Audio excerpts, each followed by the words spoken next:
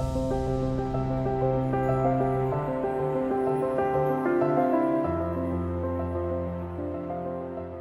name is Bryan Jorgensen. I'm 52 years old. I was born and raised on our family farm partnership.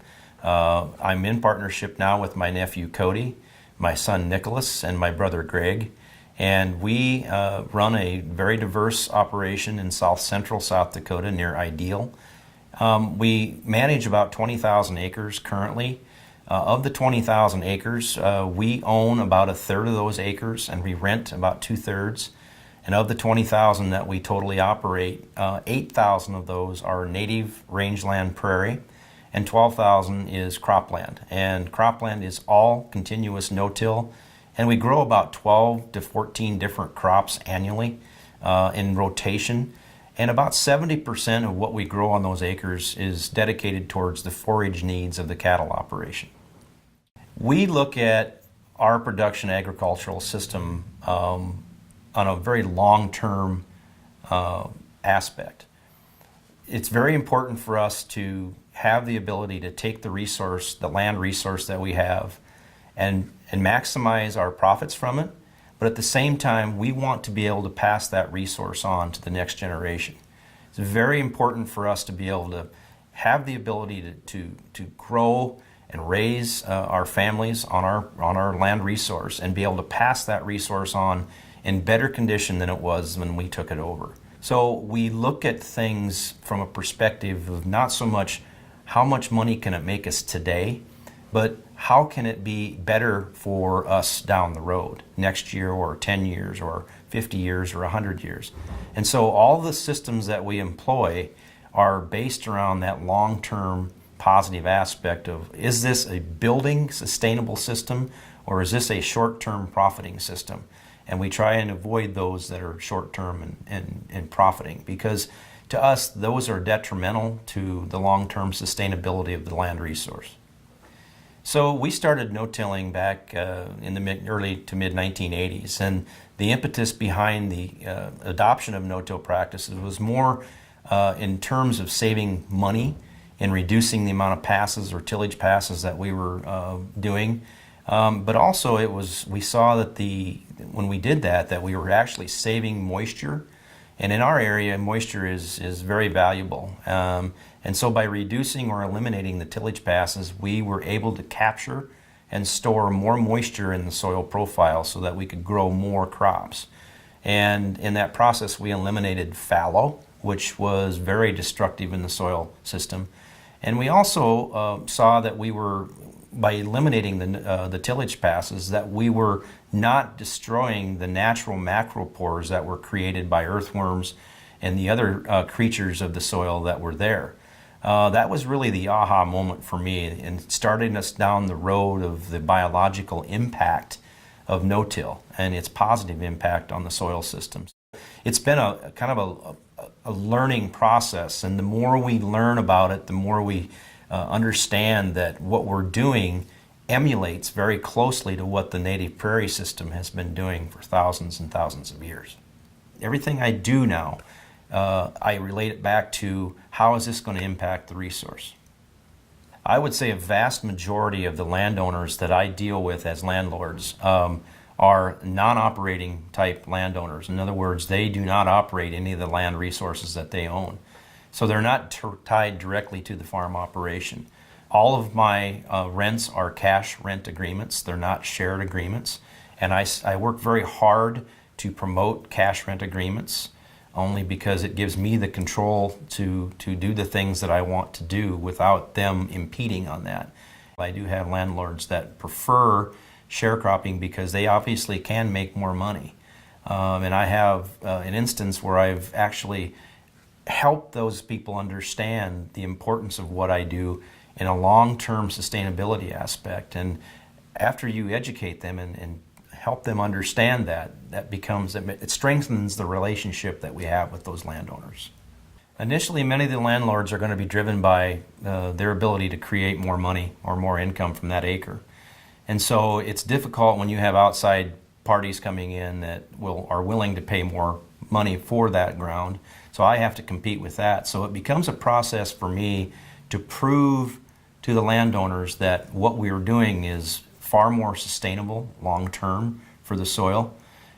You're not going to make as much money in some cases. For an example, I had a landlord last spring that highly encouraged me to plant mostly all his acres to soybeans because he thought in a share agreement he could make more money because soybeans were poised to make more money than corn or wheat. So I basically told him that it really wasn't our objective to make the most money, but from a long-term perspective, we felt that planting soybeans on all his acres was going to be detrimental to the long-term soil health. And after I explained all that to him, and it wasn't easy, he then fully understood that and decided that in the long term, I was better off renting the ground and operating under my management than doing it the most feasible way or the quickest way to make the most money. And we have a really great working relationship now.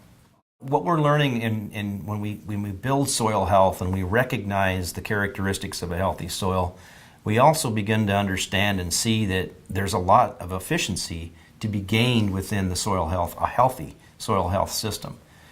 If we have a biologically active and healthy soil that handles water and oxygen and nutrients efficiently, that means we can get more productivity out of that acre of soil with less applied nutrient, which means less money out of our pocket. And at the end of the day, we're going to have a healthier product, we're going to have healthier grain, we're going to have healthier livestock. But it's hard to teach that to everybody when the norm is that you have to replace those nutrients on an annual basis or even more often than that because of the plant uptake. That model to me is old paradigm thinking. And I think once we understand the dynamics of a natural biological system, we still use those technologies, we still use the organic fertilizers and the herbicides, but we use them more judiciously than we ever have before. Once the landlord understands that, they're all in. But it sometimes takes a lot of time and patience, and sometimes I will lose ground because, for example, I may not apply phosphate on that property for 20 years. That to some people is a hard pill to swallow. But once they understand the science behind it, and at the end of the day, when we are making money and what we're growing is healthier and the soil characteristics are improving, then they see the light. I understand their passion. Once they sense what they're doing and a positive change that they're making in their soil systems, and they see that and they smell that and they taste it and they touch it, it becomes part of their psyche. Everything they do begins to revolve around that passion of improving that soil health. And it's very hard to define what soil health is until you see it. It's easier to identify when it's not there, when soil health is not there, than when it is. The landlord has every right, since it's his property, and he should educate himself, first of all, educate himself on soil health. What does it take to get a healthy soil? What practices are there out there that we have improved today that will work to help build soil health? Educate yourself on that. Secondly, if you have a tenant that doesn't want to employ those or refuses to even try them, then I suggest he move on and find a different tenant. It's that simple. I like to take our landlords right out in the field with a spade and show them and let them feel it and smell it and touch it, and then take them across the road to a conventionally tilled soil or a poorly managed pasture and show them the differences, and the light bulbs come on.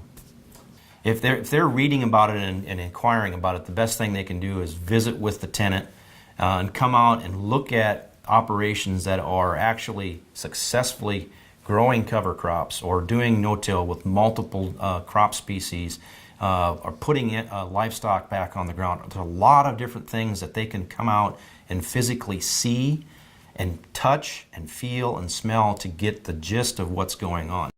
The information is out there. We just have to have the ability and the desire to open up the doors of those information and absorb the information that's there.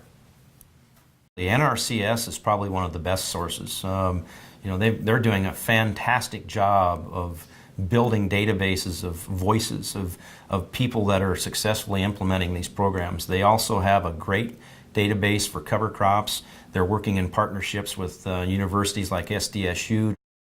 If I were a landowner non-operating, I would want my tenant to improve soil health, but I would want him to do it in a sustainable manner. Obviously, he's not going to do it forever if it's not making him money. But if he's doing things counter to that, if he's doing things that are not sustainable for my soil, then we've got to work out an agreement. And I think it's a 50-50 relationship. We have to be able to work with each other. If we think about what we're doing with our soil resource, the trend line is very alarming. We're depleting our soil resources very, very quickly. I think educate yourself as to how quickly that resource is being destroyed, and do things to counter that. The other side of it is economics. Once you get the system in groove, in sync with Mother Nature, I think you're going to find that you're going to have more money at your disposal to do better things. You're going to be spending less money on inputs. You're going to be spending less money on equipment. You're going to be doing things in a much more natural manner, and you're going to see things like fewer pests, fewer weeds, fewer diseases. So those are the economic sides of it. And thirdly, I really think they have to think about passing that resource on to the next generation. And that really probably should be number one. You have to think about the children, the grandchildren that have to tend this land. We've been on this earth for a very, very short amount of time. And if you think about it, none of us really own the land. We're just tenants here. And we have to have the mentality of taking care of it and passing it on to the next generation.